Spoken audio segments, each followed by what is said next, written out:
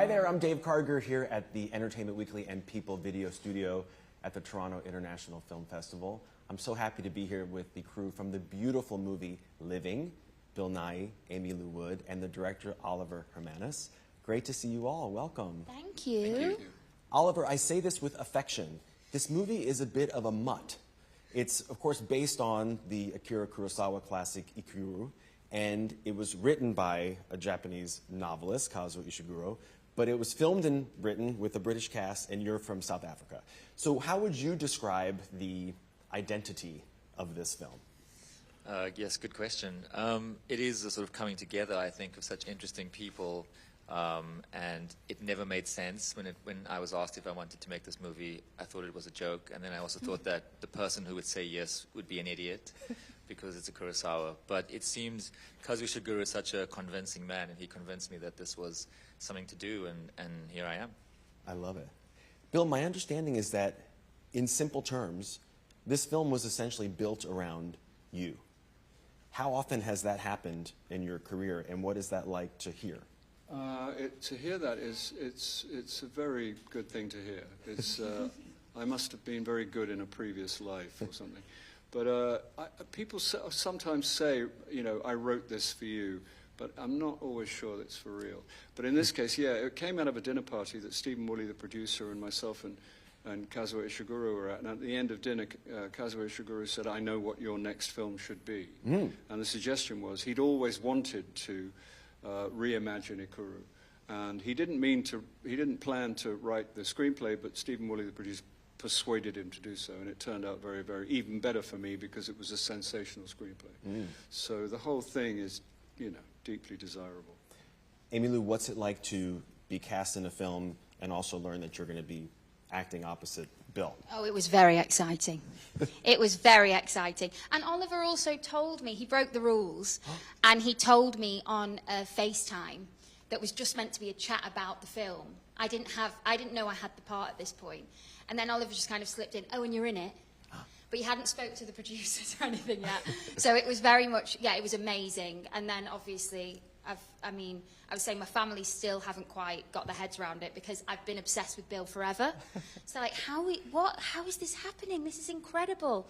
So it was amazing. It was magical from the very beginning. What's the source of the obsession? Is there a particular film, a character? There is. Let's hear it. It is Love Actually, Bill. I mean, there's been more than that, but that was the start.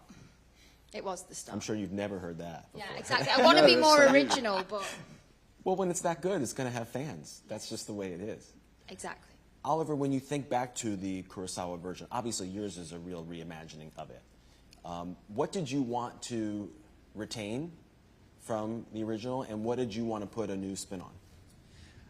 You know, the amazing thing about the original, it's 70 years old this year actually, is that the message is as strong as it was in 1952, which is this question about the meaning of life and having a value of dying with a sense of satisfaction, perhaps.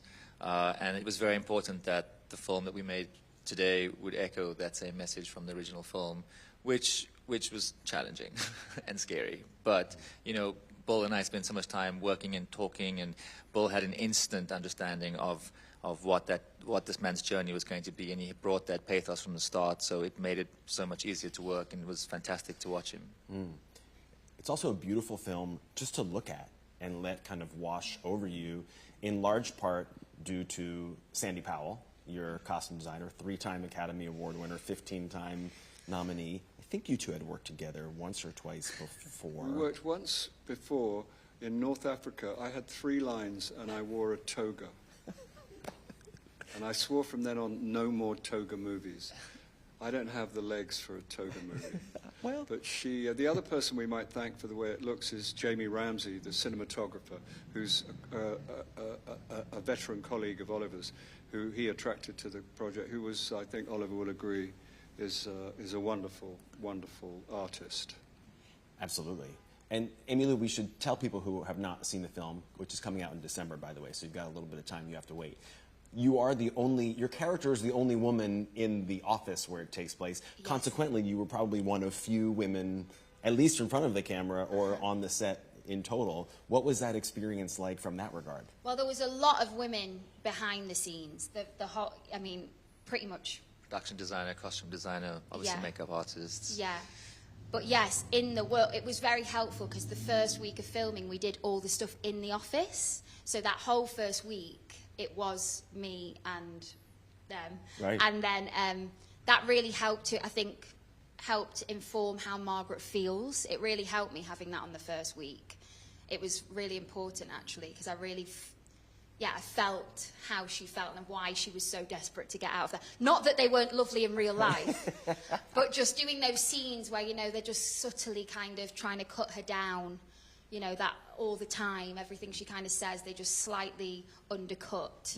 And I felt her kind of, it was helpful to do that first, to feel that urgency of how much she wants to kind of get out of this world before it crushes her. Yeah. The main character in the original film very famously sings. So obviously, your character was going to sing, and you do so quite nicely, especially for people who have heard you sing in movies like Love Actually. This is a little bit different. Yeah. How was it decided upon what the song would be?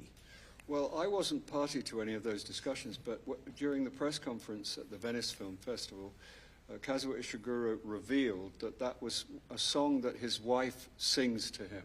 Oh. And it's a very, therefore, special song for him and for he and his wife. So that was why that song was chosen. Did you know it already? I didn't know it. I'd never heard of it, actually. Me either. Well, you know, it's an old Scottish folk song. But it was, and I didn't know until, you know, last week that it had that particular resonance for Ishiguro. So that was, you know, something. Do you feel like it suits your voice? I don't know. You'd have to ask someone else. Beautiful. There you are. Apparently it does. It was a very emotional day of shooting, actually, because every time Bill did it, the entire crew was crying. Yeah. Yeah. Well, that's going to happen in every movie theater In pain. across the way. For all of you, this film is a real kind of beautiful examination of death and how it can relate to life and almost improve one's life. For all of you, did it change your perspective on death? Oliver, you start. Absolutely. I mean, I sort of thought about this movie as me making a film about death, and that was kind of the challenge for me. And it did make me have to think about what that meant and how I would approach the situation that the character's in. So it's definitely been something that's sort of had to take root inside of me. How about you, Emilia? Yeah, I felt very alive when we were filming it. That sounds cheesy, but I really did. You know, it was really, because it's that ache, isn't it? It's the bittersweet that is just the happy sad that I think is life. Life is so happy sad, and that the film is just kind of constantly operates in that realm.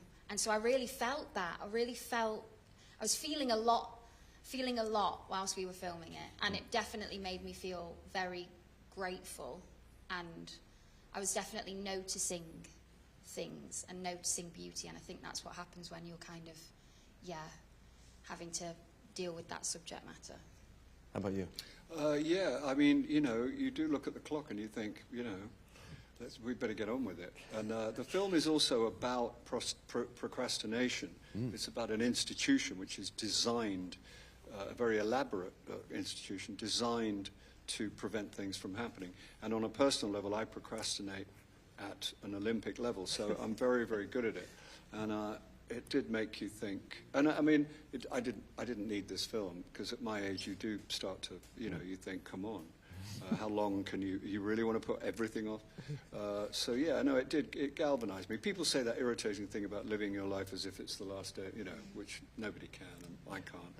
But it did get my attention, and I do, like Aimee says, I try and relish things and notice things, and, you know, and really appreciate things as they happen. Because as I read today, Joan Didion, every day is all we got, was a quote that I happened to read today. When you say you're a procrastinator at an Olympic level, on trivial things or on important matters? It used to be on everything, but mostly on important matters, yeah. The more important, the better.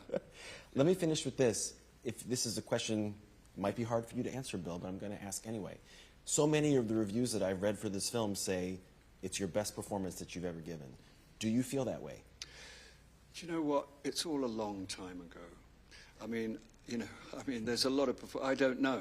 The thing is, I never watch anything I'm in anyway. So, and the reason I don't watch anything I'm in is because I have worked out over the years that it's not good for me. And the reason it's not good for me is because I have a kind of extreme, it's beyond dysmorphia. It's like, I'm just not the best judge, so I'm not the person to ask. I know, I felt good when I was doing it. I felt like I knew what I was doing, and that's not the case on every job. Sometimes I'm just blagging it, trying to get through. But I didn't feel that on this one. So it's not for me to say, and, you know, I don't know. Well, you're in luck because Aimee Lou and I are about to reenact the entire movie of Love Actually for you Yes. right about now. Surprise! So, you're actually missing out on a lot of great movies by not watching the movies you're in. Well, thank you. Thank you. Well, I congratulate you all on this. It's very well done, gorgeous film, and congratulations on being accepted to all of these wonderful festivals. The movie is Living. It's coming out in December. It's going to be worth the wait. Bill, Aimee Lou, Oliver, thanks so much. Thank you. Stick around. We'll be right back.